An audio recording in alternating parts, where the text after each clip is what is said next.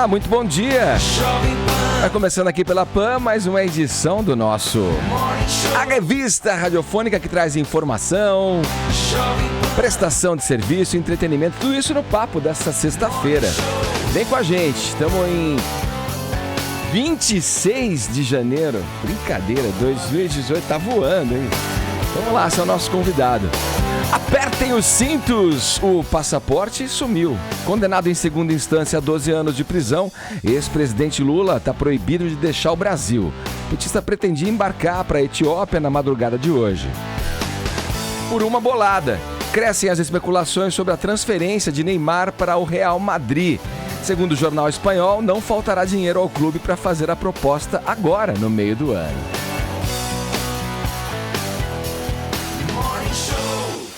Trono dourado. Para adornar sua residência oficial, Donald Trump pede emprestado a museu quadro do pintor Van Gogh, mas acaba ganhando uma privada de ouro. Vai tuitar muito de lá, hein? Esses são os destaques do Morning, que tá abrindo as portas dessa sexta-feira. Bom dia, senhor Vinícius Moura. Bom dia, Edgar. Tudo bem com você? Beleza. E aí, o que manda? Olha só, hoje a hashtag é curiosa, viu, Ed? Porque eu até queria perguntar pra você, que você me diga com a sua costumeira sinceridade. Pode, pergunta aí. Você já mentiu no currículo? Não. Não? Nunca botou. Na verdade, eu nunca mandei um currículo. Nunca mandou. Aí sim, hein? É a empresa que vai atrás de você. É isso? Você nunca mandou ali um inglês avançado? O Edgar é sincero e humilde, né? Não, sério, eu tô falando a verdade, velho. Você sempre foi disputado pelas empresas. Eu nunca precisei mandar, não sei. É uma força cara, da natureza. Eu comecei a trabalhar com 17 anos no rádio, rapaz. Aí já engrenei uma na outra, Tonhão. Força da natureza. Os caras do rádio que te ligaram. Pô, Edgar, tivemos passar na rua. Foi isso. Você é um cara legal. Saiu da rua, amigo de rua, moleque brincando na rua. Foi isso aí mesmo. Você sabe que tem gente que bota lá um inglês avançado quando é intermediário. Ah, não, isso tem. Né, Vini? Que bota que... que bota que fez mais alguma coisa na empresa quando não fez, né? Espanhol. Um espanhol, aquela coisa toda. Eu tô te perguntando isso pelo seguinte, Edgar. O jornal americano Washington Post revelou uma história curiosa. Um cara chamado Taylor Wennett, que foi promovido recentemente a subchefe do escritório que formula políticas antidrogas da Casa Branca, ou seja, tô falando de um cara com cargo importante na administração aí do Donald Trump. Ele vai ter que deixar o posto porque mentiu no currículo. Ele ocultou a informação, Edgar, de que havia sido demitido por justa causa de um escritório. Disse que terminou um mestrado e, na verdade, só se matriculou. Pô, mas aí... Enviou currículos com informações contraditórias para diferentes empregadores. Enfim, por aí vai. Deu uma carteirada. Deu a famosa carteirada. E, ó, não é só ele não, né, Edgar? Então tem muita gente aí que mente no currículo. E por isso, hoje nós vamos com uma tag sensacional que eu tenho certeza que vai, mais uma vez, para os assuntos mais comentados do Twitter. Eu confio em você. Hashtag segue meu currículo. Aê, hashtag garoto. segue meu currículo. Esse assessor do Trump é mentiroso e canalha, mas ele tem também muitos defeitos. Então manda aí os memes, os gifs, os resumos profissionais em 280 caracteres. E claro, só verdades, né? Quem sabe alguém não arruma um emprego hoje botando o seu currículo aqui, né? Claro. Nossa hashtag, Edgar. Bom o Quando tema. você vai mandar o currículo pra uma empresa, a empresa te pergunta assim, de bate-pronto, pretensão salarial, não dá uma bronca? Cara? Pô, a pretensão R$120 mil. Joga lá em E cima. quando fala assim, disponível para viagens, né? Aí chega lá e fala que não pode sair de São Paulo. Gostei Fala desse. que não tem família e não tem filho, né? Não tem, nunca tem. Bom, gostei do tema, Vini. Vou Boa, replicar aqui no WhatsApp, na interação com os meus queridos ouvintes pelo WhatsApp 1193171009 é o nosso número. Responde aí pra gente. Já mentiu no currículo? Uma mentirinha aqui, outra ali, deu aquela valorizada básica, né? Conta pra gente, se você é chefe, diz se já recebeu também um currículo mentiroso.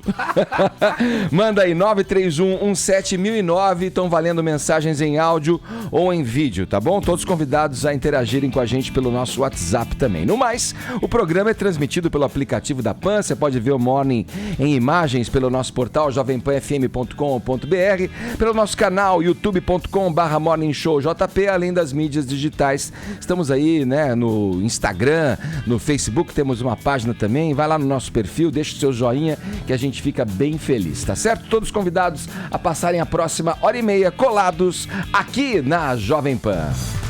Boa!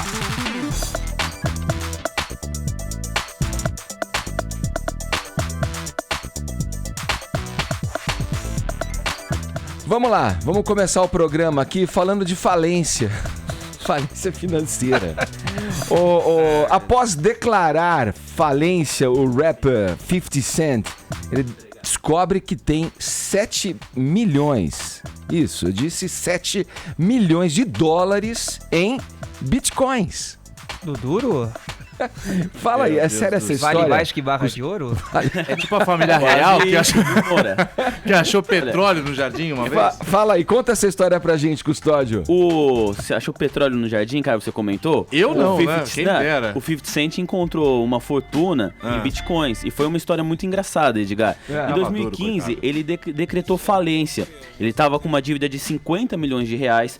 Os jornais americanos descobriram essa dívida porque ele vazou um vídeo nesse mesmo ano de 2015 com uma mulher que ele teve relações sexuais. Ele colocou esse vídeo na internet e aí a justiça obrigou que ele pagasse para essa mulher 5 milhões de dólares por direito de calúnia, né? Constrangiu a mulher, então ele foi julgado, ele teve que pagar 5 milhões.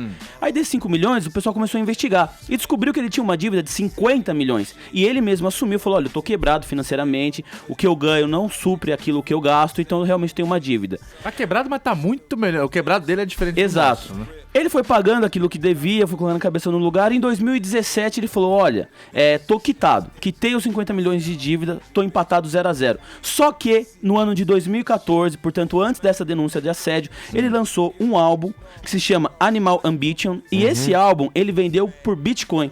Em 2014 ninguém falava dessa criptomoeda e ele apostou nisso. Com a venda desse álbum, Edgar, ele conseguiu 700 Bitcoins. E aí isso valia mais ou menos 500 mil dólares, que já é uma grana boa. E ele não tirou esse dinheiro de lá, ele deixou lá essas moedas. Acontece que com a valorização dessas moedas, ele foi olhar pra ver, quanto que eu tenho lá? Sabe aquela poupancinha que você olha? Será que rendeu 1% lá? 7 milhões. 7 milhões e 700 mil dólares. A música que a gente tá ouvindo de fundo é do álbum dele, é um dos álbuns mais famosos do 50 Cent, que chama Fique Rico ou Morra Tentando. Pelo que parece, ele não vai precisar morrer tentando, porque ele já tá de novo milionário. Eu só acho nota de 2 no meu bolso, hein? Não, quando eu acho uma nota de 2, eu fico muito feliz. Eu falo, nossa, tem uma sensação de riqueza. Você imagina encontrar 7 milhões de dólares na sua conta. Provavelmente, se eu fosse o 50 Cent, eu já sacaria esse dinheiro, porque tá acontecendo aí, a moeda parece que tá desvalorizando. Então, se eu fosse ele, já sacaria pra garantir os 7 Legal, milhões. Peraí, eu vou mandar pra ele essa sua sugestão aqui. Isso, pede pra ele, tá bom? Eu lembro da ocasião do lançamento desse disco, o Be Rich or Die Trying, né? Do 50 Cent. Agora, o cara deveria ter colocado outro nome, né? Pra aspirar, né? Outras coisas na vida. Em vez de 50 Cent, poderia colocar 50 million, né? Seria mais, seria mais oportuno. Eu vi o 50 Cent, não sei se foi no Instagram, alguma coisa, ele colocou uma foto e dava pra ler os dizeres ali. Parem de falar sobre o meu dinheiro. O cara chama 50 Cent. Com esse nome vai ficar difícil, né? Ó, o Custódio, só colocaram nesse bolo aí da conversa, o economista Robert Shiller, ganhador do Nobel de Economia, afirmou que o Bitcoin é uma ideia inteligente, mas que a moeda não é um recurso permanente em nossas vidas. E ele afirmou isso nessa última quinta-feira, ontem, mais conhecida como ontem, durante o Fórum Econômico Mundial que ocorre em Davos, na Suíça. Eu fiz uma entrevista, Edgar, com o economista aqui para a programação da Rádio Jovem Pan, e ele é especialista nessa área digital. Esse especialista me disse o seguinte, olha, dinheiro você ganha trabalhando. Se você tem um dinheiro sobrando para investimento e quer investir em Bitcoin, invista sabendo que, como qualquer aplicação, você pode ganhar ou perder. Não pense que vai colocar o seu dinheiro ali e vai ficar milionário. Aplicações, investimentos têm risco. E aí muita gente com esse boom do Bitcoin pensou que, vou colocar meu dinheiro ali, rapidamente ele se multiplica e eu fico um milionário. Não é assim que funciona. Vale lembrar que o 50 Cent está com o dinheiro aplicado lá desde 2014, ele aproveitou um boom que teve essa sorte aí, ele nem esperava que estava lá, ele tinha esquecido, ele foi olhar para ver o que tinha e descobriu essa fortuna. Mas é difícil você pegar o dinheiro que você tem ali contado e falar, vou apostar nisso daí, se der errado, você fica sem nada, né, Edgar? É isso aí. Vamos ouvir um pouquinho do 50 Cent aqui. Charlie drunk, drinking Wild Irish Rose on the curb. Another spot full of niggas trying to bet a few bucks. Fechou, Custódio? Fechado, No é meu isso. currículo eu digo que eu entendo essa música. Vamos lá, o assunto agora é política. No Morning Show, a Justiça do Distrito Federal proibiu o ex-presidente Lula de sair do Brasil. A decisão veio no dia seguinte à condenação do petista em segunda instância pelo TRF de Porto Alegre. Vamos a Brasília, com os nossos olhos e ouvidos na capital federal. Zé Maria Trindade, o Lula queria ir para a Etiópia, Trindade, mas as más línguas estão dizendo que vai ter que ficar no Guarujá mesmo, ou então até em Atibaia. Bom dia para você aí na capital federal. A entrega do passaporte será hoje. Muito bom dia, Edgar. Bom dia a todos. Olha, Edgar, o pessoal está chiando aqui. O Partido dos Trabalhadores divulgou nota dizendo se tratar de uma odiosa perseguição jurídica e o advogado do ex-presidente Lula disse que não há nenhuma razão. O fato é que é muito estranho. Um dia depois do ex-presidente Luiz Inácio Lula da Silva ser condenado em segunda instância, anunciar aí que viajaria para falar de fome na Etiópia, né? Mas o caso é o seguinte, muita gente desconfiava que o ex-presidente Lula poderia não voltar. E não se trata de fuga, porque eu não acredito mais em fuga não, viu, Edgar? Hoje, com essa história de telefone celular, fotografia para todo lado, ninguém foge mais. Mas o caso de Lula é diferente. Ele é uma pessoa conhecida internacionalmente e poderia ir para outro país.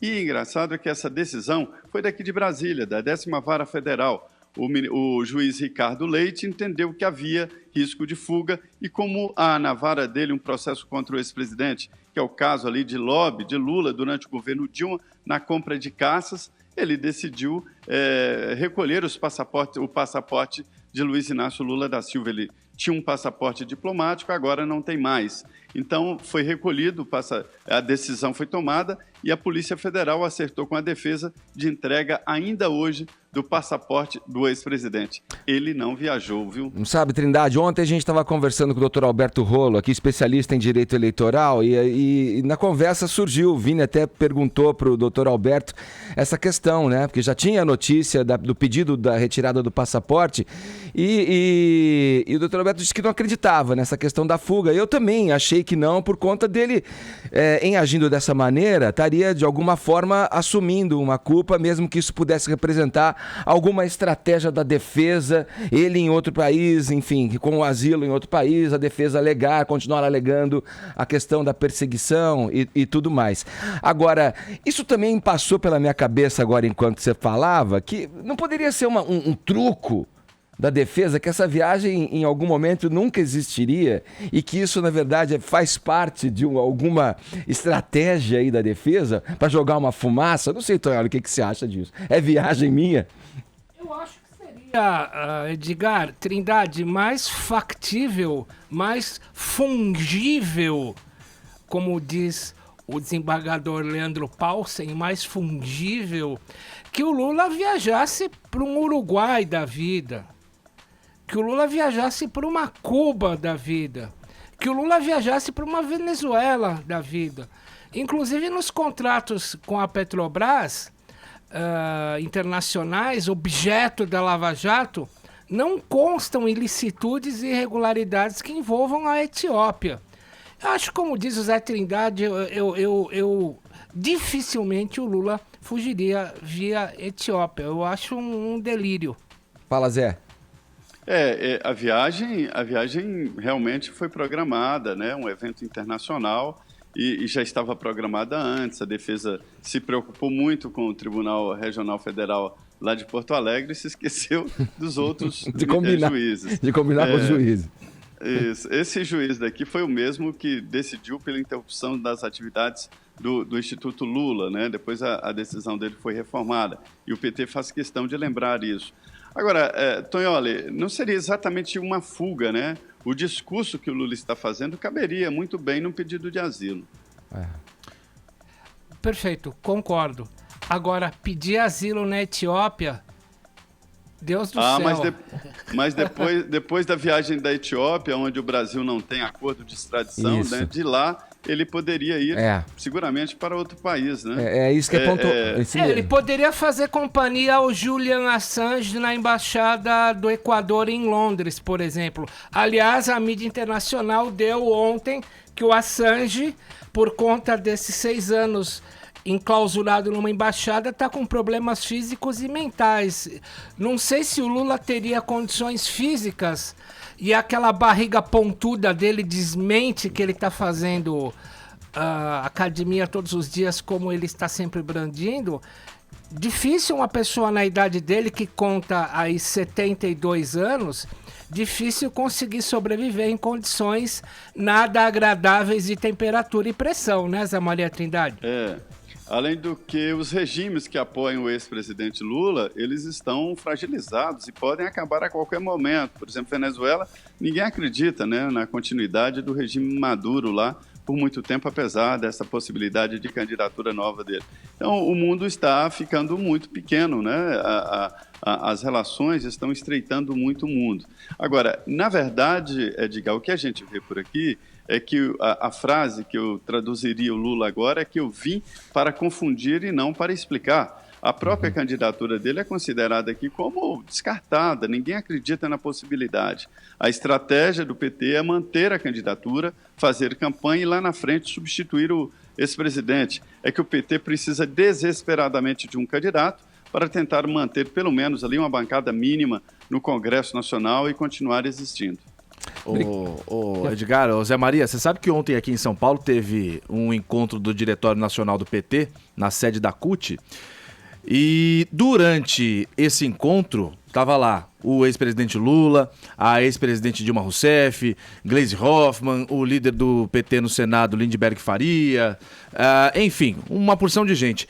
E o discurso do Lula, lá para meia dúzia de gato pingado, ô Zé Maria, você permite a indelicadeza? Eu vou pedir só para tirar a sua imagem aqui da tela e colocar, olha aí, o Bruno tá colocando para quem acompanha a gente com imagem pelo YouTube, algumas fotos desse encontro.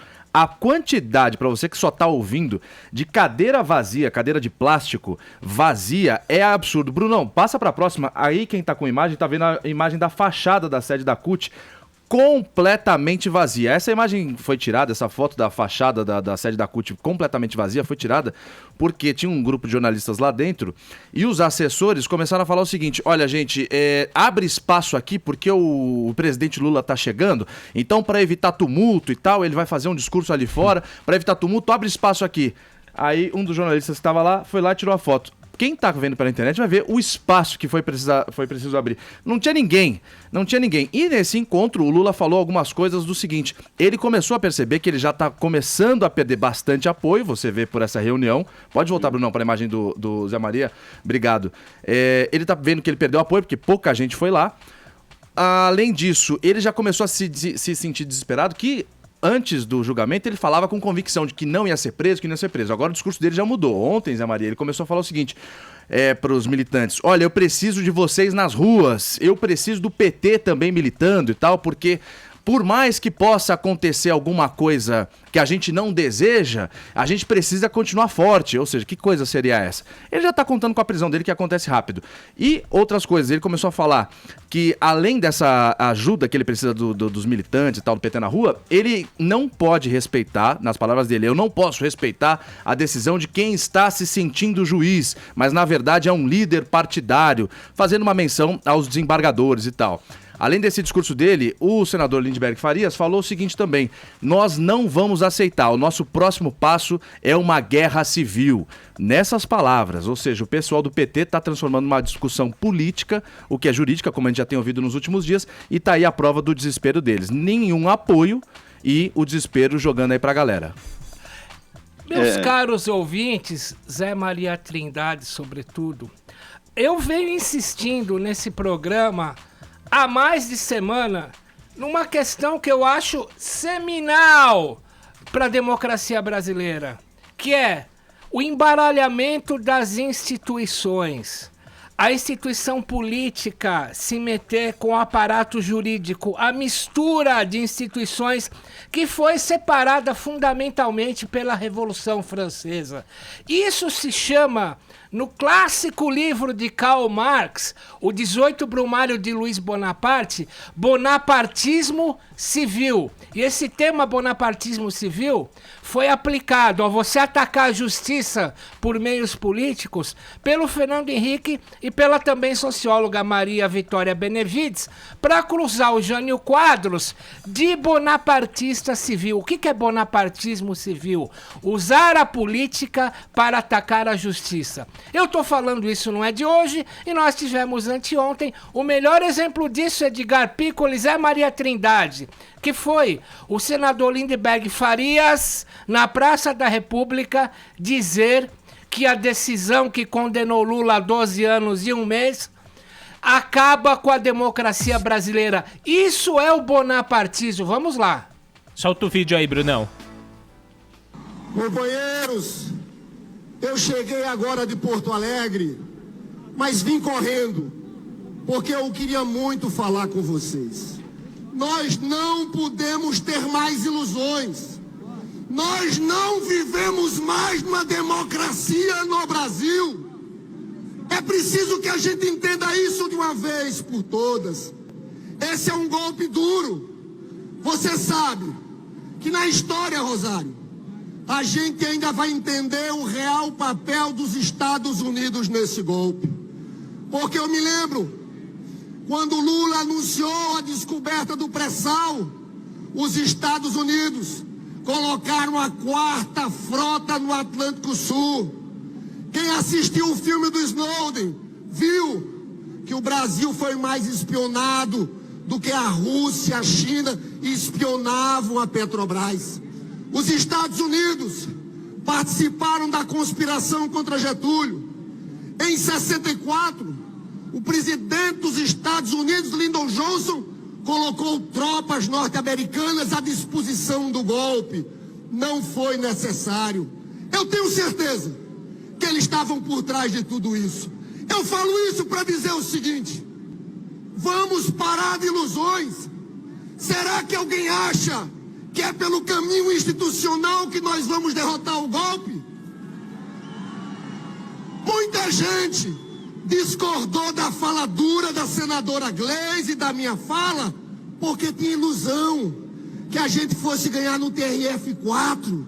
Eles não entenderam que esse sistema judicial faz parte do golpe, conspira pelas elites contra o povo trabalhador. É uma fala. Que alguém ainda você pegar, analisar o que ele diz, eu não sei, tem um delírio conspiratório aí, né? Na fala dele. Agora, como é que isso vai na boca de um cara com a posição que ele tem, como agente público que ele tem? Senador da República, Senador né? da República. Como é que se caracteriza isso diante das leis, das regras? Eu acho que a gente entende agora. Porque no voto do desembargador Vitor Lau, Zé Maria Trindade, você lembra que ele foi... Parecia que ele estava dando aula de direito para uma pessoa que está no primeiro semestre da faculdade de direito. Por que ele fez isso? A mobilização. Ele fez isso para dizer o seguinte: esta corte é jurídica e democraticamente instituída pelo Estado de Direito. O que o Lindbergh Farias está fazendo? Essa teoria da conspiração norte-americana é uma teoria muito antiga das esquerdas, é uma teoria que não era convulgada pelo PT, porque o Lula, inclusive, é diplomado pela AFL-CIO, que é a Central Sindical Norte-Americana. O Lula era internacionalista. Esse discurso do Lindbergh Farias foi um discurso adotado na década de 60, que chama Teoria da Nova Dependência, pelo PCB e pelo PCdoB, como intelectuais, sobretudo quem comungava essa teoria dos Estados Unidos espionarem e darem o golpe de 64, o principal intelectual comunista era o Nelson Werneck Sodré. Agora, é uma teoria muito antiga, mas o que interessa para nós nessa altura do frigir dos ovos é que ele está fazendo um ataque, de fato, um golpe contra a instituição direito. Como diria o Magre, ex-ministro do Trabalho do Collor, isto é inadmitível. Fala, Trindade. Impossível. Pois é imexível, né, grande Tonholi? Tudo que o desembargador lá simplificou, o Tonholi trouxe para o lado mais complicado da vida, né? Mas é assim, olha, eu vejo aí, Edgar, duas coisas. A primeira é realmente ou o PT faz isso, não tem outra saída, ou sai de cena. Porque isso aí é um ato de resistência, uma tentativa desesperada de se manter na cena política, né? E, por outro lado, a gente vê o esvaziamento ali, é claro, o esvaziamento, mas esvaziamento muito maior mesmo, é o esvaziamento do outro lado. Cadê discursos inflamados assim? Cadê reuniões para defender o judiciário, defender a separação de poderes e defender o Tribunal Regional Federal de Porto Alegre? Não existe, quer dizer, cadê o outro lado? O que essas pessoas estão fazendo que discordam do Lula, discordam dessa postura política diante do judiciário? Não há defesa assim, estão todos calados à espera das migalhas, dos votos que seriam para Lula. Quer dizer, a política está estranha, não existe o outro lado. Ninguém está defendendo o judiciário e o Estado de Direito. Isso é defender Estado de Direito, não. Vamos defender a justiça, né? Não existe, está só de um lado. É uma saída desesperada do Partido dos Trabalhadores mesmo. Tem que fazer isso ou sai de cena. Ontem eu li um artigo do Fernando Gabeira para o jornal o Globo. Ele coloca uma coisa interessante quando se discutia a fala na ocasião da Gleisi Hoffmann, né? Da questão de vai morrer gente, vai ter que matar gente se for punir o presidente antes do julgamento. Ele dizia assim, mas eles vão sair à rua perguntando, você é a favor da justiça? Você é contra o presidente Lula? Para perguntar, para ir em si matar. Quem que eles vão matar se o outro lado permanece, digamos, tocando sua vida, né? O cidadão continua tocando a sua vida. Ele fala que o populismo, o populista, né, foi impedido, mas o populismo continua. Edgar, a gente vê claramente ali que não falta vontade desse pessoal de provocar uma crise institucional no país. O que falta mesmo é apoio, o que falta é vontade do povo. Vontade deles existe, sim. Se fosse por vontade do Partido dos Trabalhadores, nós já estaríamos em guerra civil aqui, imagina. Falado. Obrigado, Trindade. Bom trabalho para você.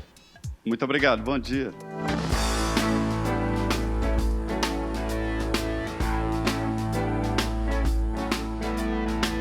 Vamos falar agora, para dar uma desanuviada, de um sujeito ponta firme, um sujeito figuraça. Opa, esse desanuviada você vai ver. Bom, pelo menos o cara é bem humorado, vai. Eu andei vendo uns vídeos dele ali e realmente ele passa umas mensagens com bom humor. É um sujeito aí que os vídeos estão viralizando na internet. O J. Júnior é um gari e rapper do Rio de Janeiro. Esses dias ele gravou um vídeo que toca num ponto central de discussões, inclusive que acabam sendo politizadas entre a esquerda e a direita e tal. É a questão que diz o seguinte: pobre partir pro crime é opção, né? Ou, digamos, é uma imposição social. Como é que a gente descobriu esse figura, esse gari que faz os vídeos e canta rap, Caio? É o seguinte, a atriz que o Arcon vai me lembrar, ajudar o nome... A Alessandra Maestrini. Que já esteve aqui no Morning Show, valeu, Arcon, já esteve aqui no Morning Show, inclusive. Ela compartilhou no Facebook dela o vídeo do J. Júnior. E aí a gente, na nossa reunião de pauta, viu, achou bem legal o vídeo e eu queria apresentar pra vocês esse cara, pra você que ainda não conhece. Como você falou, Edgar, o J. Júnior é um rapper, é um gari por profissão e um rapper por vocação, por gosto, enfim, lá do Rio de Janeiro. E ele tá, como você falou, gravando uns vídeos de forma bem humorada pra, sei lá, passar as ideias dele, enfim. E ele começou a fazer sucesso porque nesse verão ele tá gravando uns vídeos dando meio que uma bronca na galera, tipo, isso, sujeira, olha onde né? O cara deixa sujeira e tal. Colocaram lá na praia de Copacabana um monumento, tipo aquele que tem em Amsterdã, I love Amsterdã e tal, que são as letras, a galera vai, fica em cima, tira foto. Colocaram assim, hashtag Praia Limpa. E a galera lá do Rio, ou turista, não sei, começou a deixar latinha de cerveja vazia e tal. E o cara tira um sarro, fala, veja, você tá louco, cara. Enfim, esse cara começou a fazer sucesso e tal, sucesso na internet. Isso coisa de dias. E nessa semana, quarta-feira agora, hoje sexta, ele gravou um vídeo porque ele tava varrendo numa esquina lá em Copacabana, o chão, e deixou a bolsa dele em cima de um container, dos latões de lixo ali. Tava uns 20 metros de distância dele, ele conta isso no vídeo, eu só cortei para encurtar a história. ele percebeu que vieram dois ladrões, dois ladrõezinhos, não sei a alcunha que deve a esses caras, 2 caras tentaram mexer na bolsa dele, tentaram roubar. Ele viu, deu aquela de... A bolsa é minha e tal, e os caras não conseguiram roubar. Mas ele ficou pé da vida. E aí ele começou a gravar um vídeo explicando essa situação e tal, que ele conseguiu pegar a bolsa a tempo, e aí ele dá os argumentos dele pra mostrar que ele ficou bem chateado com essa situação. Solta o vídeo, depois vai voltar pra mim que tem uma continuação do vídeo. Vai lá, Bruno. Tá certo que você não deve roubar ninguém, tá ligado? Nem o playboy, nem o pobre. Mas, brother, que isso, mano? É sério, vocês perderam tanto a linha assim, vocês perderam tanto a linha assim que tá roubando trabalhador, mano, gari no meio da rua, mano. Que isso, menosada? Eu não consigo entender qual é a de vocês. Se ligou? Vocês querem dinheiro, mano? Trabalha. Aqui, ó, aqui. Você acha que eu queria estar aqui, mano, no sol de 35 graus igual foi hoje, pra poder trabalhar e ganhar meu dinheiro? Eu não queria não, mano, mas eu gosto de dinheiro, eu preciso de dinheiro, eu quero comprar esse óculos fora da Ray-Ban, eu quero comprar minha mochila, eu quero comprar meu tênis, tá ligado? Não é maneiro tu vir, mano, e meter uma pessoa que trabalhou, tá ligado? Pra comprar, faz o seu, mano. Tá muito difícil pra trabalhar, o emprego tá muito escasso, tá cada vez mais difícil, o sistema não ajuda. Mano, isso não é desculpa. Vai na casa dos outros, pede pra botar entulho pra cima, mano, pra fazer o teu. Vem aqui pra praia, mano, catar latinha, pra tu fazer o teu, pra tu ganhar o teu dinheiro, pra você não meter a mão no dinheiro dos outros, da pessoa que trabalhou e foi atrás da parada que ela quer, tá ligado? Eu queria comprar um telefone maneiro, o que eu fiz? Fui trabalhar, mano. Eu queria comprar uma roupa maneira, o que eu fiz? Fui trabalhar, mano. Aí vocês acham que vocês têm que vir e pegar a parada fácil dos outros? É sério, é isso? Vocês estão certão. Qual é, mano? Isso é comediagem, mano. Quando você rouba um maluco que tá no ponto de ônibus 5 horas da manhã, teu pela saco, aquele maluco que tá ali nem é playboy não, mano. Aquele maluco ele é correria, trabalhador, tá ligado? Ele é igual você, ele é igual você. Ele é um cara que não tem condição financeira igual você, entendeu? Aí quando você vai lá e pega um ônibus 10 horas da noite e você rouba aquele ônibus ali, você tá roubando a opção de trabalhador, mano. Pessoa correria que também tá na mesma dificuldade que você, tá ligado? Então pra mim isso aí não tem desculpa não. Bom, tá aí, certo que aí você pra ele... O vídeo continua, tem mais uns 2 minutos de vídeo. Pra ele exemplificar o que ele tá falando, ele atravessa a rua... Ele passa, como dizia minha avó, um sabão. Ele passa um sabão, né?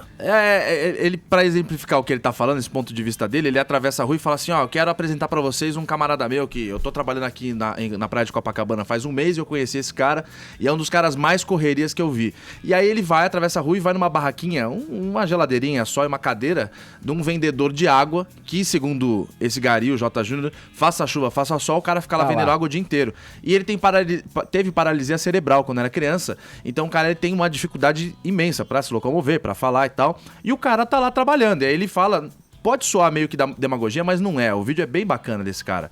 E aí ele fala com o cara, e aí, brother, você tá trabalhando aí e tal? E o cara com a dificuldade dele fala, tô trabalhando, quem quer corre atrás e tal, não sei o quê.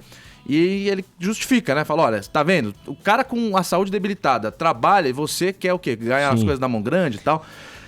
É um vídeo que foi visualizado já mais de 7 milhões e meio de vezes e foi compartilhado por mais de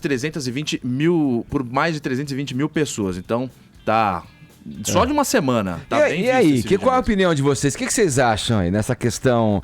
O crime é uma opção ou é uma imposição social? É uma pergunta que até parece simples, né? Mas vai vir uma reflexão complexa aí, hein, Tonholi? Bom, a gente tem na escola clássica da filosofia, você tem duas correntes que se opõem, né? O Rousseau falava a clássica frase, o homem nasce puro e a sociedade é que o corrompe. E o Thomas Hobbes, citando o Plauto, um pensador grego, falava assim, homo homini lupus, o homem é o lobo do homem. A questão... Então nós temos 2 pontos de vista diferentes aqui. O homem já nasce como lobo e depois se corrompe, ou a sociedade o corrompe? A antropologia norte-americana moderna, ela faz a seguinte diferenciação. Eles falam de nature versus nurture, natureza versus cultura. E a própria biotecnologia moderna também coloca essa questão. Você pode trazer o gene do homicídio, que já é detectável, mas você pode não desenvolvê-lo. As condições sociais podem ativá-lo ou não. Então, a resposta é, nós temos uma rua de mão dupla. Sim. Nós temos atributos que o ser humano traz e temos atributos que ele acaba absorvendo. Qual ele vai desenvolver? A gente não sabe. Natureza versus cultura brigando. O que ele traz dentro de si, o que ele desenvolve e o que ele não desenvolve. É uma rua de mão dupla que, aliás, hoje é aplicável à questão, sobretudo nos Estados Unidos, da tolerância com relação ao movimento gay. Né? Uns falam, olha, o cara se torna gay, outro, ele nasce gay. Não, ele pode não nascer gay e se tornar, é uma questão de mão dupla. Então a gente tem essa liberdade de enxergar hoje em dia, que é o que você traz como atributo e o que você desenvolve como atributos que a sociedade trouxe para o teu ser. Mas aí a gente entra na questão da índole, da formação do caráter, que vem com a educação, vem no berço da família. Quer dizer, esses valores e princípios que vão sendo construídos no cidadão, que se ele nasce num ambiente onde isso não existe, não é falado, não é fomentado, ele facilmente, talvez, num futuro, fique mais suscetível a incorrer nessas questões, no crime, no caso, como a gente está colocando aqui. Agora, é inevitável que um alijamento social, né? Você tem um cidadão que está ali à margem de uma sociedade e sem acesso, vai ter mais dificuldade e vai ter uma formação, obviamente, mais precária também nesses valores que eu estou me referindo. Caráter, ética, moral. Vini, Custódio, o que vocês acham? Olha, eu acho que é uma questão muito, muito complicada, mas como o J. Júnior falou, ele usa aquele óculos Ray-Ban, ele falou, isso aqui é caro e tal, né? Mas eu fui trabalhar pra só que conseguir comprar. O desejo, eu acho que ele é comum a todas as pessoas. O fato é o tempo que você quer ter isso. Ele precisou, no mínimo, trabalhar um mês, demorou 30 dias para ele conseguir aquilo que ele queria. Outras pessoas que talvez tenham ideias diferentes da dele, falam assim, não, eu posso conseguir isso em 1 hora, se eu pegar de alguém. Então tem uma questão realmente que você falou, de educação, é uma via de mão dupla, é algo muito complicado, que tem vários fatores que fazem com que a pessoa decida ou não por qual caminho seguir, né? Sim. E qual referência que ele teve durante a vida dele para ter esse tipo de pensamento também, que eu acho que acaba fazendo parte desse jogo da vida, né, Edgar? Agora acaba suscitando um debate também, essa história aí do J. Júnior, de uma matéria no Fantástico que teve no último domingo, de uma funcionária pública que roubou um celular, né, de um repórter ali do Fantástico, e aí depois esse repórter acabou indo atrás dela, porque foram feitas imagens, né, ele acabou ligando para esse celular, a senhora atendeu, e aí ela acabou perdendo o emprego, né, e aí causou até uma repercussão em torno da exposição da imagem dessa senhora ou não, mas você vê, uma senhora que tinha um emprego, que trabalhava, que sabe o valor, né, de você ter ali um salário, de você ter um dinheiro para poder comprar uma comida, comprar um aparelho, e mesmo assim estava ali, estava roubando, estava furtando. Então vai muito da índole da pessoa, índole, né, Edgar? Pois é. Olha aqui, vamos girar o assunto no Morning Show. Vamos falar agora de um cara que dinheiro para ele não é problema, né? A gente sabe disso, né? Ô, Vini... Vamos falar do Arcon de novo, gente? Milionário, gente. Ô, Vini, estão crescendo as especulações aí sobre a ida do Neymar pro Real Madrid, mas meu... Já. O que os búzios nos dizem? Vou jogar aqui os búzios, Edgar. Eu trouxe aqui as bolinhas dos búzios. Pai Vini. Vamos ver. Pai Vini. E aí? Guarani, Edgar. Guarani será o destino... será o destino do Neymar. Mas não, é verdade, viu? Estamos precisando de um atacante lá, meu. Neymar serviria, não? Tá bom. Opção de elenco ali, né? Pra compor a equipe. Entrar no segundo tempo. Pra compor o elenco.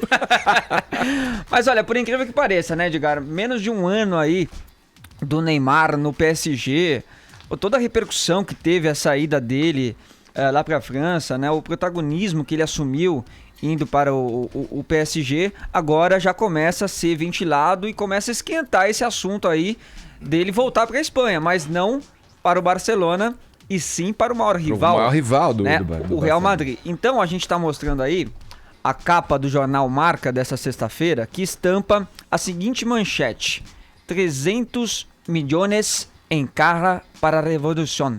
Meu Deus, repete, porque eu nunca vi 300 pronúncia milhões tão em bonita, carro cara. para a revolução. Olha, meu amigo, se você coloca no currículo que você é fluente em espanhol... Passa, não passa? Pede uma jarra de suco de laranja agora. Já tá dizendo que... Eu quero na jarra de jugo de para a laranja. revolução. Dizendo que o Real Madrid tá com 300 milhões de euros o que representa mais de 1,1 bilhão de reais, para promover uma revolução no time na próxima janela de transferências. A manchete não cita o nome Neymar, mas aí tem a imagem do Neymar com a camisa do PSG ali, escondendo a cabeça. Como se estivesse tirando a camisa, né? Como se estivesse tirando a camisa e talvez indo para o Real Madrid, que é um sonho já do presidente do Real Madrid antigo, né? O Florentino Pérez, já desde o Santos, né? Teve aquela batalha lá entre Real e Barcelona, e agora ele vê essa chance. 300 milhões de euros, ele foi para o PSG por 222 milhões de euros. Então seria mais esse valor aí. Agora, tem a questão do Cristiano Ronaldo aí no meio, né? Porque o Real Madrid só traria o Neymar na próxima janela de transferência se o Cristiano Ronaldo saísse do Real. Falaram até em uma moeda de troca para o PSG. Mas por que? Não poderiam jogar junto? Por isso? Eu acho que não. Eu acho que não caberia os dois ali no Real Madrid. Vai ficar muito forte, vai ganhar muito, né? Como eu também assim, não entendi, cara. Não, pela questão do dinheiro também, pela questão da grana, entendeu? Ô, Vini, o Real Madrid faria uma caixa também com uma venda do Cristiano Ronaldo e usaria também desse valor para trazer o Cristiano Ronaldo. Agora, o Neymar foi pro Paris Saint-Germain, foi festejado, celebrada a chegada dele, mas a coisa começou a dar uma degringolada logo no início, quando aquela discussão com o Cavani, agora quem manda aqui sou eu que bato a falta, eu que bato o pênalti. E aí a torcida, me diz aí se eu tô enganado, hein? Começou a demonstrar uma certa insatisfação com essa situação. Sim. E aí o ambiente para ele lá não me parece que é o dos melhores. Não é dos melhores. Durante suas férias, a gente trouxe aqui também, Edgar, aquele episódio que o Neymar resolveu bater o pênalti no dia que o Cavani bateria um recorde de artilharia lá, e ele acabou sendo vaiado pela torcida do PSG. Então tudo isso pode fazer também com que a cabeça dele já esteja realmente pensando, tava bom aqui, na Espanha. Tô aqui, tô fazendo gol, tô sendo artilheiro, tô ganhando jogos, né? E os caras estão me vaiando, então eu vou voltar pra Espanha, vou lá pro Real Madrid e vou ser feliz. Pode ser que ele esteja pensando nisso. Então tem várias informações, né? O jornal AS também, possível saída de Cristiano Ronaldo do Real Madrid, que ganhou força na imprensa espanhola nas últimas semanas, teria uma condição para se concretizar: a chegada de Neymar ao Santiago Bernabéu. E também o L'Équipe da França noticiou que o Neymar estaria disposto até a reduzir a sua pedida salarial para se transferir para o Real Madrid. Sim. E aí, em troca, ele receberia um bônus pela transferência. O presidente do PSG, obviamente, que nega tudo isso, diz que é praticamente impossível o Neymar sair, mas eu não duvido não, viu, Edgar? Agora 10 horas 43 minutos, horário de Brasília.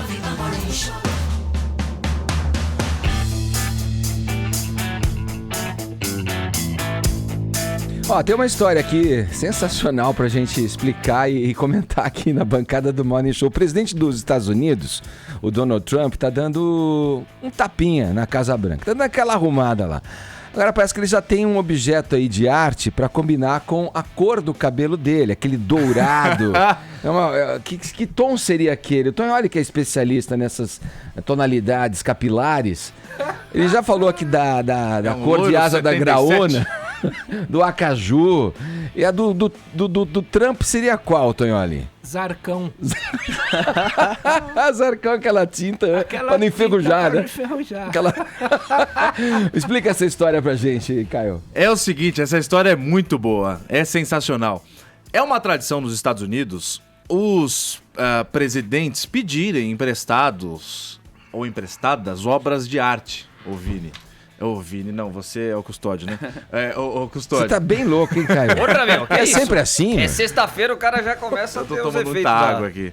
É o seguinte, é uma tradição lá, Custódio, nos Estados Unidos, o presidente vai pra Casa Branca, o cara que é eleito, fala assim, eu quero decorar aqui o Salão Oval. Então ele liga em algum museu que ele queira e fala, aqui é o presidente dos Estados Unidos, eu gosto muito da obra de arte que você tem aí. Você não tem como me emprestar aqui para eu decorar o Salão Oval e tal? E é uma tradição e os museus geralmente emprestam. Claro, você tem que saber o que você vai pedir, né? Você não vai ligar pro Louvre e falar, empresta a Mona Lisa, né? Aí, Brunão, calma aí, cara, rapaz, espera aí. Aí é o seguinte, o Brunão já tá entregando ouro. O Trump ligou pro museu Guggenheim e falou o seguinte, olha, eu tenho uma obra de arte, o Bruno nasceu de 7 meses, falou, você tem uma obra de arte aí que muito me interessa. Ô Edgar, vê se eu posso colocar no meu currículo que eu falo em inglês. É uma obra do Van Gogh, de 1888, que chama Landscape with Snow, Foi bom ou não? Tá bom, é um intermediário bom. Intermediário bom, é um básico 3. É um intermediário mais. Que é Paisagem com Neve, é o nome traduzido. Uma obra do Van Gogh. Que é essa daqui, Brunão. Essa daí. É um homem de chapéu preto, andando, caminhando com o cachorro dele numa paisagem da França. Pintada pelo Van Gogh. Essa obra surtiu interesse no Trump. Ele falou, me empresta aí, por gentileza. A curadora-chefe, Nancy Spector, do Museu do Guggenheim, virou e mandou. Isso foi em setembro, essa situação. Mandou para ele um e-mail. Senhor presidente, direto ao ponto. Olha, essa obra nós não podemos te emprestar, mas nós temos outra que é bastante interessante também. Agora sim, Brunão, coloca aí. É um vaso sanitário, é uma privada de ouro, feita com 18 quilates de ouro. É uma obra de arte mesmo. Foi feita pelo artista Maurizio Cattelan. E o nome dessa obra, sabe qual que é, Edgar? Qual é? América. É uma privada de ouro que se chama América. Os especialistas em arte dizem que é uma sátira ao excesso de riqueza dos Estados Unidos. Ou seja, tem tanto dinheiro sobrando que os caras colocam até pra fazer o número 2 em cima. É uma sátira e foi essa a resposta da curadora-chefe. Falou, olha, eu posso te emprestar a América. O artista falou comigo e disse que poderia te emprestar por um longo prazo, caso o senhor presidente queira, o senhor e a senhora Melania. É uma obra frágil, mas a gente não vai se importar em dar todas as instruções de instalação, caso o senhor queira. O que me faz pensar que estamos diante também de uma bela crítica, porque o que vai dentro da América ali no caso... Cara, foi espetacular. São os americanos, né? Aí eu disse que essa história é de setembro. Aí você fala, pô, mas só agora vocês estão falando, por que vocês estão voltando nisso? Ninguém sabia dessa história. Só que o jornal Washington Post, The Washington Post, conseguiu ter acesso a esse e-mail essa semana e vazou essa história, por isso que agora veio à tona. Ninguém sabia disso. Mas foi um grande eat shit, Mr. President, não? A partir da curadora, chefe? O que você acha, Edgar? Acho que tá por aí. O jornal errou, Edgar. Era uma correspondência privada. Vamos lá, já que a gente tá falando do presidente Donald Trump, a gente segue na política americana aqui no Morning Show para dar uma notícia em primeira mão. Não vai lá, segunda mão, talvez? Custódio. É isso aí, porque o que aconteceu? A Oprah Winfrey disse no Globo de Ouro, fez um discurso ali muito inflamado, e a partir do discurso dela, muitos analistas disseram que ela seria candidata à presidência dos Estados Unidos.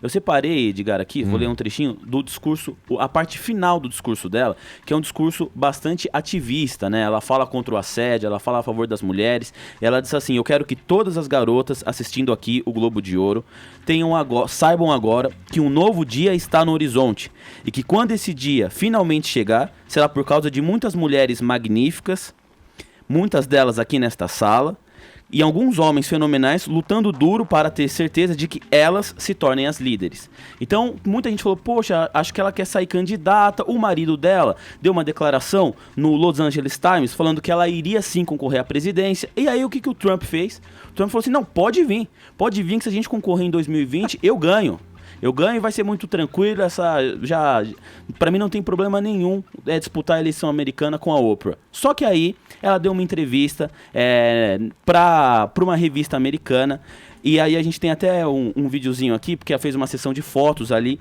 e aí nessa entrevista questionaram a Oprah Winfrey sobre o desejo dela em participar de uma futura, né, uma disputa presidencial dos Estados Unidos contra o Donald Trump, e ela disse que isso não é algo que a interessa.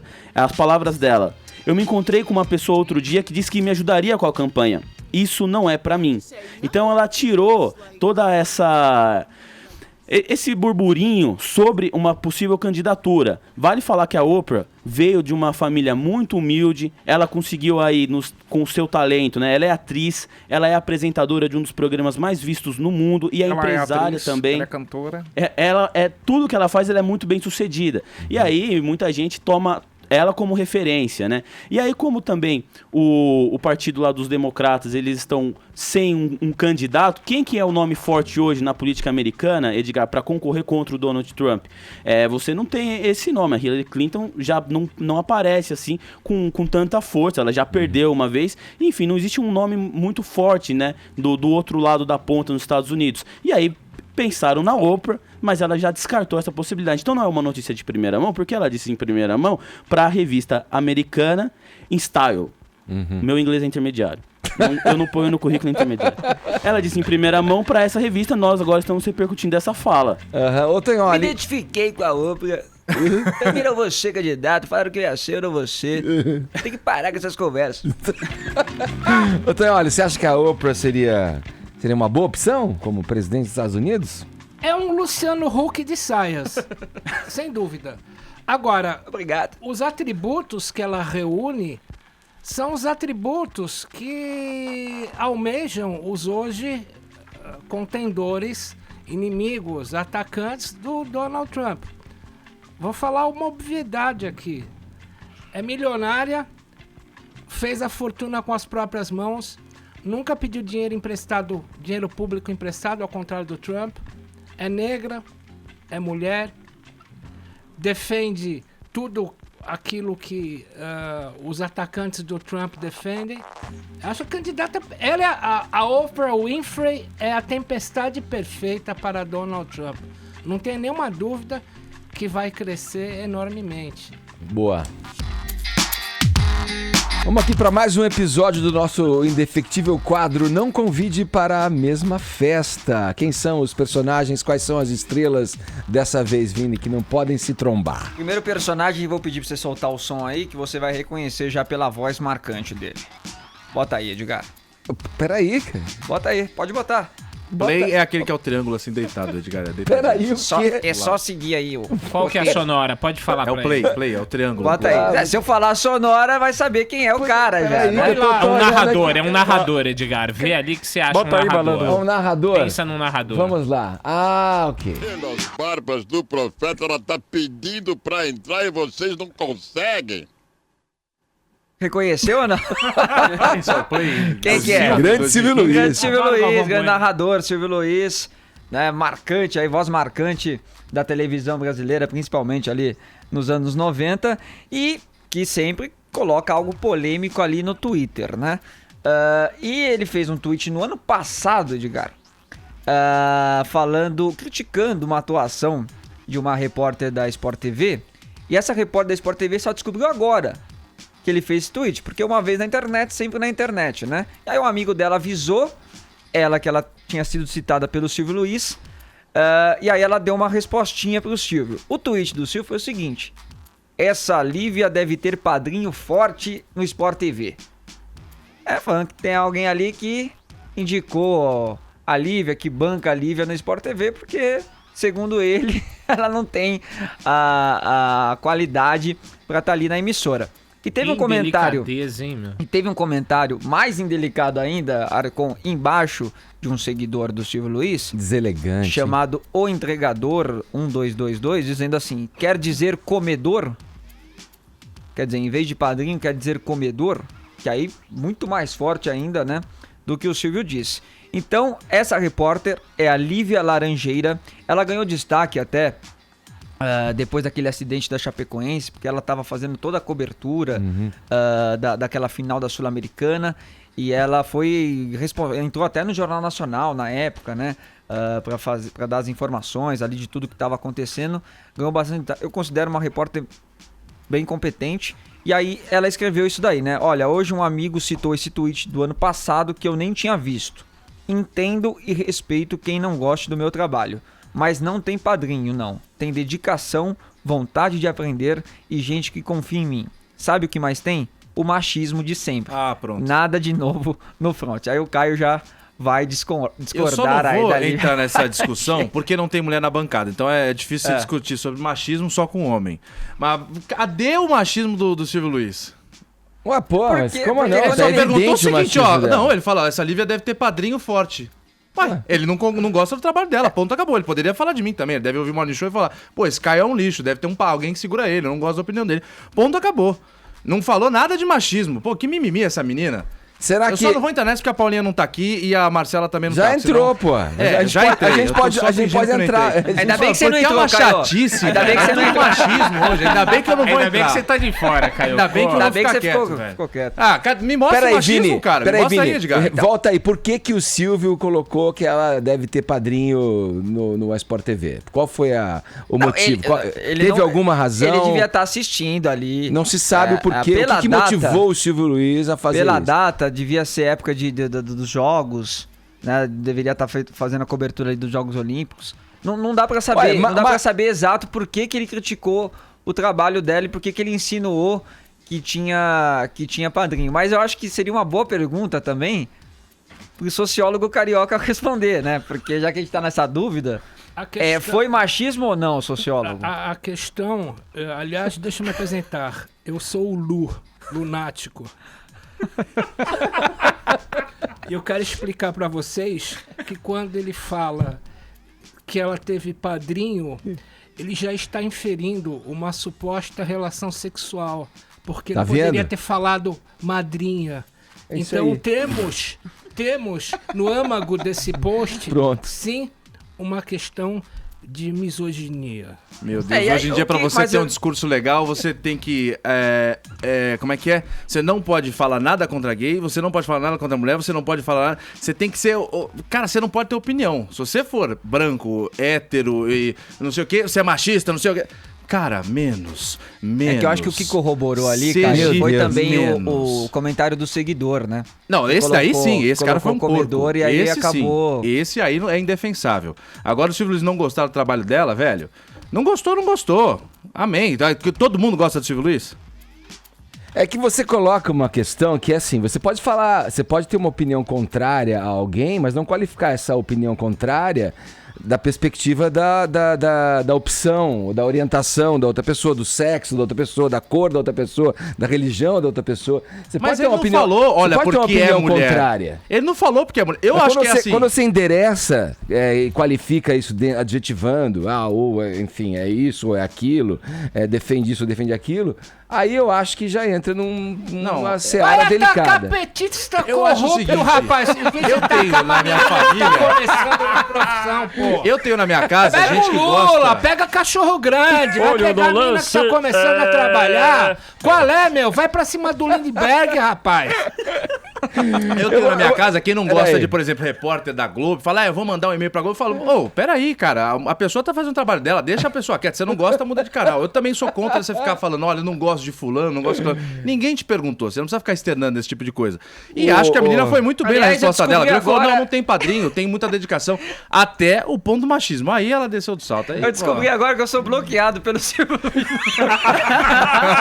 Sério? Olha lá. Tá vendo? Você já chamou... É machismo isso. Agora se ele falar, esse Vini deve ter padrinho na Jovem Pan, aí ele é o quê? Você falou o quê pra ele? Velho Gagá, alguma coisa nesse? Você ofendeu o Silvio Luiz? Mas eu fui entrar aqui pra ver se tinha alguma resposta dele, você está impedido de seguir o Silvio. O que é isso, Silvio? Vamos lá, agora 11 horas 1 minuto, horário de Brasília. Caraca.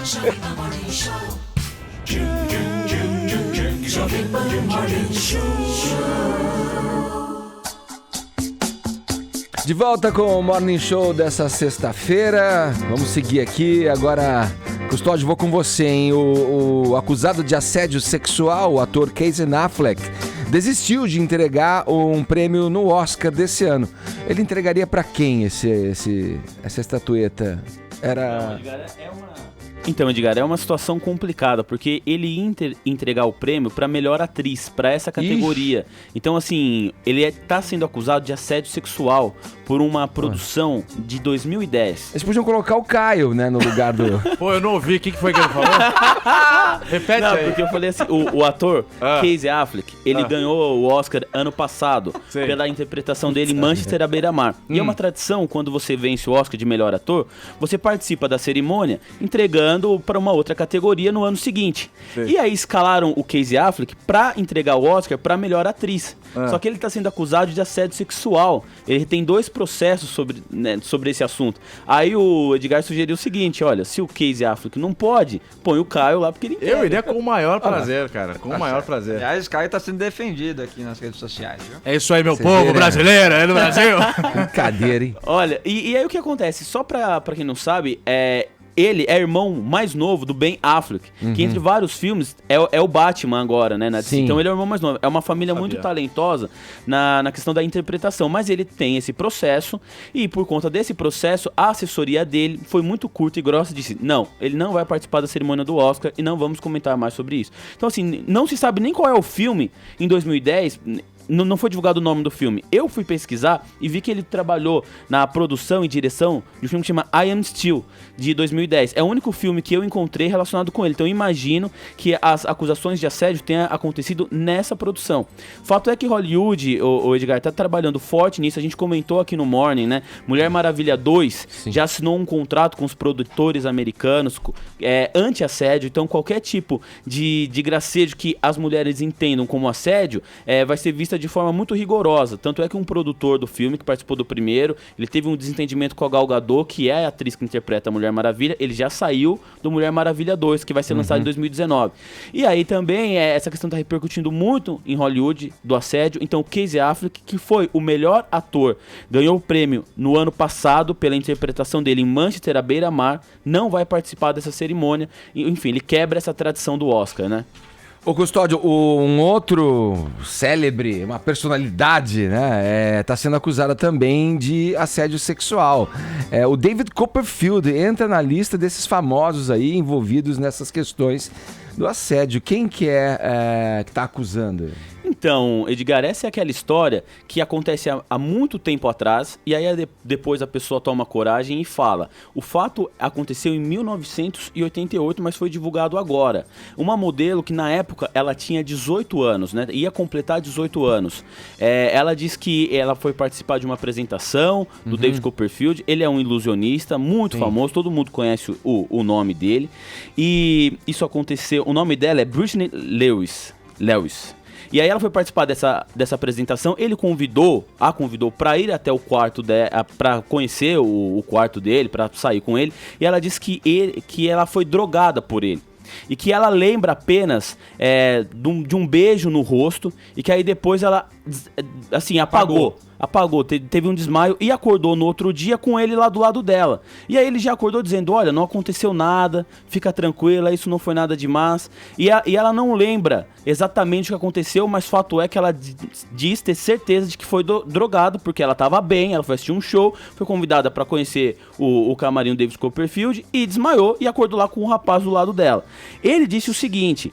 ele tem 61 anos, a assessoria do ilusionista disse que não ia comentar o caso porque ele fez um tweet, e aí no post que ele fez, ele disse que já havia tratado dessas acusações falsas num tempo atrás, porque parece que ela já tinha comentado isso com algumas pessoas, mas agora tornou público, e que essa tempestade voltaria à tona, mas que ele está preparado aí para tratar desse assunto.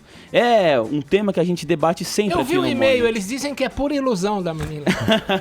E olha, que tirou todas as minhas palavras, Otávio. Por essa eu não esperava, entendeu? Porque ele é ilusionista, né? Agora, se for uma ilusão, foi uma das boas, porque a mulher ficou dormindo durante a madrugada inteira, acordou com ele do lado. Quem consegue provar que ele cometeu o crime? Ninguém, não tinha ninguém lá. Quem consegue provar que ele não cometeu? Ninguém também. Fica aí a opinião de dito pelo não dito. Em 1988, que é quando aconteceu o fato, essa menina, a modelo, tinha 17 anos. A tecnologia que a gente tem hoje de câmera, não existia nessa época. Então é muito mais difícil você ter provas materiais de qualquer coisa. É a palavra da modelo contra a palavra do David Copperfield. Fato é que essa história surgiu à tona, a gente resolveu emendar os dois assuntos por causa da questão de Hollywood, do Casey Affleck, e agora essa questão do David Copperfield também, viu, Edgar? Falado, Custódio. O Tribunal de Justiça da União Europeia informou ontem que solicitantes de asilo no bloco não poderão mais ser submetidos a testes psicológicos para determinar sua orientação sexual. Vamos lá para os detalhes, Caio. Bom, vamos lá. É o seguinte... Tem um acordo entre a União Europeia para distribuir blocos, né, das pessoas que estão deixando seus países e indo buscar asilo na Europa. Há um tratado para distribuir para alguns países e a Hungria é um país que ele é contra esse tratado, inclusive tem rejeitado receber estrangeiros de forma em massa, né? Eles são contra a migração em massa. E fazem isso por pura obrigação. Eles fazem isso por pura obrigação.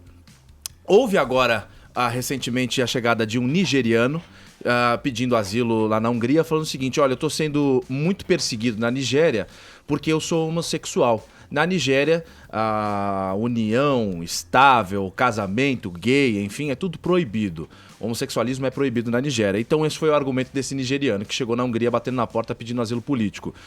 O governo falou, tá bem, vamos analisar o seu caso.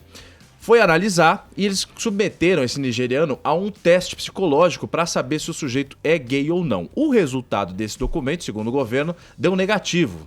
Os caras chegaram e falaram, olha aqui, ó, nigeriano, seu teste tá aqui, você não é gay, você está mentindo para nós, então você não vai entrar aqui. Esse nigeriano ficou muito bravo, recorreu à justiça da Hungria e falou, olha, o pessoal não tá deixando eu entrar e tal, o governo não tá deixando eu entrar porque diz que eu não sou gay, mas eu sou gay e tal. A justiça olhou e falou, cara, peraí, vamos analisar isso. Recorreu ao Tribunal de Justiça da União Europeia, que é a instância máxima de justiça do bloco. Eles agora tomaram a decisão que é o seguinte, os países não podem mais submeter as pessoas que buscam asilo político, a um teste de psicológico para saber se a pessoa é gay ou não, porque isso fere os acordos do bloco. Mas esse sujeito ele não pôde entrar porque ele foi detectado que ele estaria omitindo. Mentindo. A questão foi, olha, seu teste deu negativo, seu teste psicológico, você não é gay, você está mentindo para nós, ou seja, você não é perseguido na Nigéria. Põe esse daqui para fora. O tribunal e a justiça entenderam o seguinte, peraí, se o cara falou a palavra dele, tá valendo, você não pode ficar submetendo ninguém a esse tipo de teste. Então foi decretado agora, foi decidido agora pelo Tribunal de Justiça da União Europeia, de que os países europeus não podem ficar submetendo as pessoas a esse teste psicológico, porque isso é uma invasão à privacidade das pessoas. Aí tinha uma discussão durante o julgamento de todo o processo de que o seguinte, peraí, mas se o interessado em entrar aqui no nosso país, que seja qualquer país que seja, concordar com isso, chegar, Vinícius, e falar assim, olha, eu concordo, você pode me submeter a qualquer teste que você quiser. O entendimento da justiça é, não porque o Vinícius é o cara muito interessado nesse visto, então ele sabe da pressão que é, ele vai acabar concordando querendo ou não. Então não pode pedir. Essa é a notícia agora, essa foi a decisão. Então não pode mais pedir não pode mais submeter os interessados em asilo agora a teste psicológico. Agora 11 horas e 16 minutos, horário de Brasília. Morning Show.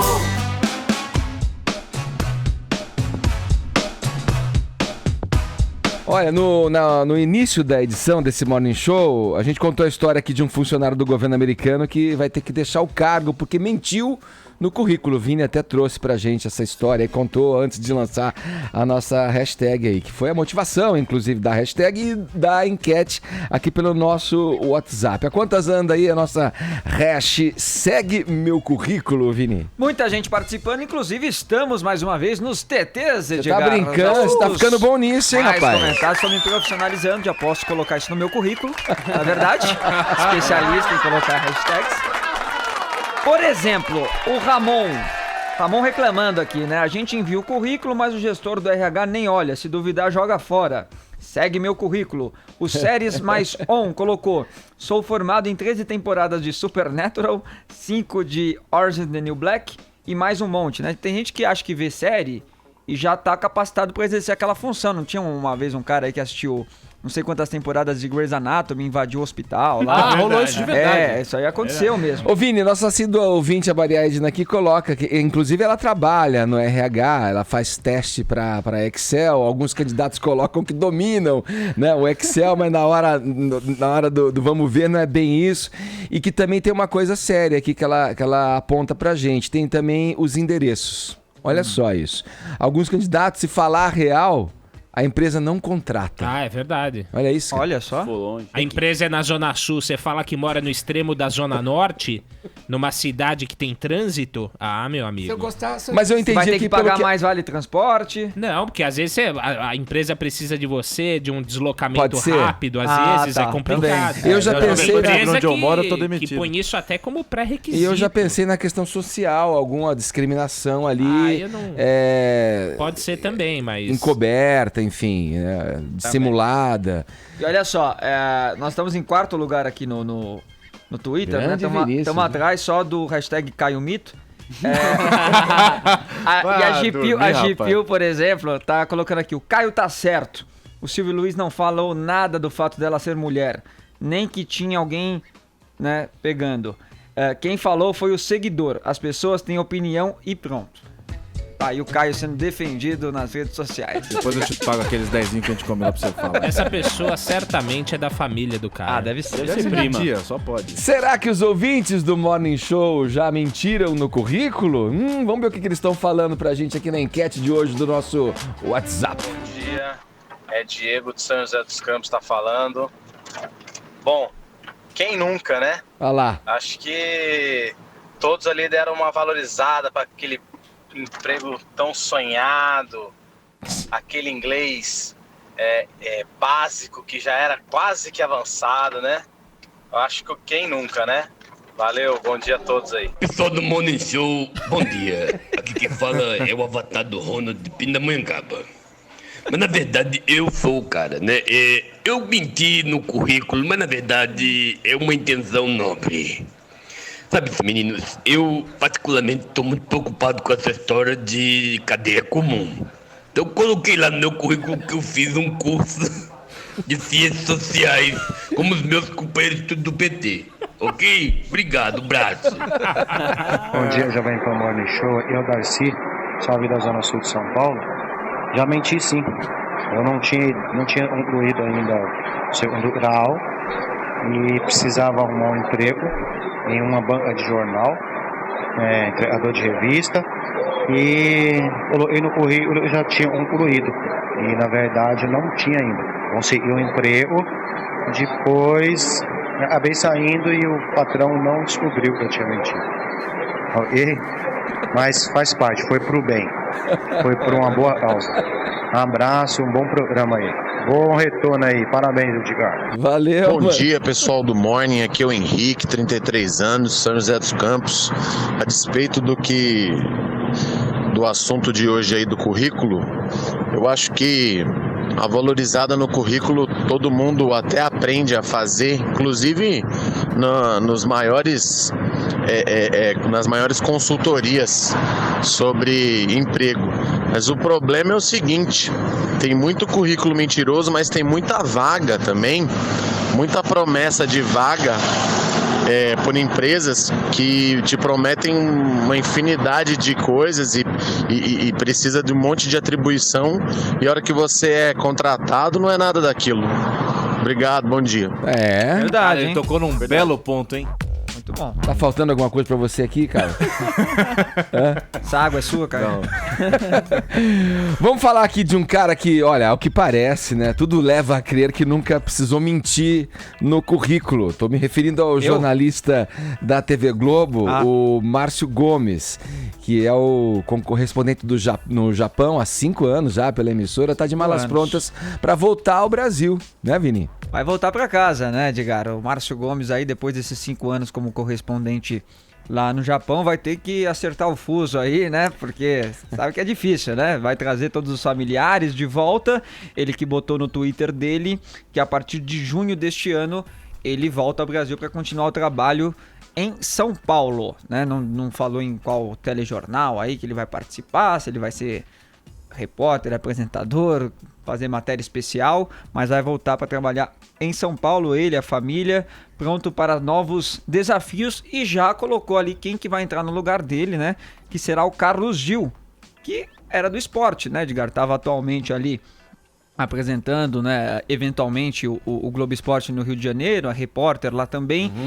Por muitos anos foi correspondente especial da Globo na Fórmula 1. Então Carlos Gil agora vai para São Paulo. Isso é um revezamento natural, né, que a Globo faz, né? Deixa o profissional lá uns 5, 6, 7 anos e depois vai trocando, vai renovando. E o Márcio Gomes, a meu ver, fez um belo trabalho lá como correspondente no Japão, Edgar. Você tem, então, olha, algum correspondente internacional aí de estimação? Um cara que você gosta? Não, eu gosto de apresentador que vira repórter, tipo o Cooper, né?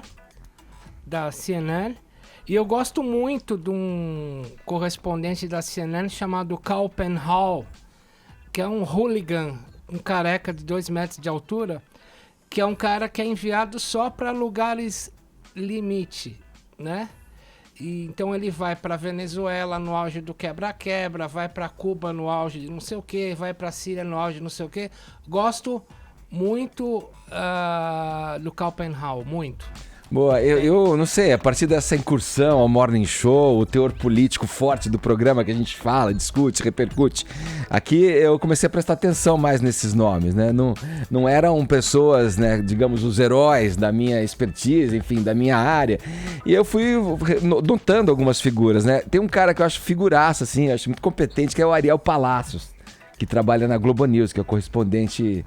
Eu gosto muito dele também. Eu acho ele um figura também. Alguém mais aí? Eu gosto do Jorge Pontual, mas eu sempre acabo lembrando da história do Chewbacca lá, que ele foi falar da morte lá da mulher imitando o Chewbacca. Não, mas isso não faz dele menos competente. Eu tô falando que é um cara que eu gosto. Eu gosto de correspondente que trabalha com aquilo que o jornalismo americano chama de fielding. Fielding é fazer reportagem em lugares em que você pode morrer. Aliás, é uma dica para você, ouvinte, tem um site de fielding chamado Volte Vivo, é comebackalive.com. Maravilhoso. Mas o melhor de todos é Ulisses Neto, Edgar. Esse é fera, hein? Esse cara lembrei do Caco Barcelos também, grande Caco Barcelos. Eu gosto muito do Pedro Bassan. Ele era correspondente internacional, né, da Nova Geração. E, trabalhou aqui na PAN, começou aqui na PAN. Olha, essa é uma informação que eu não sabia. Acho muito bom. Gosto muito dele. Ele é fera. Eu acho que assim a gente encerra o programa, rapaziada. Vini, vamos lá, já que você tá todo garboso aí, porque fomos pros TTs. Mais uma vez, né, Edgar? Mais uma vez, mantendo a tradição. Vamos lá, vencedores. Vamos lá, pelo Twitter, então vai ser a Tamara, tá? Boa. Do @Tamara Santos. Tem uns 3 S's no final. E pelo WhatsApp, o Henrique de São José dos Campos, Edgar. Falado, e assim a gente encerra mais uma edição do Morning Show, agradecendo o seu prestígio, sua audiência por estar com a gente aqui até agora e prometendo voltar amanhã no mesmo bate-horário, hein? 10 da manhã. Amanhã não, eu tô viajando. Vamos juntar com o especial da semana. Boa, a gente volta segunda ao vivo às 10 horas da manhã.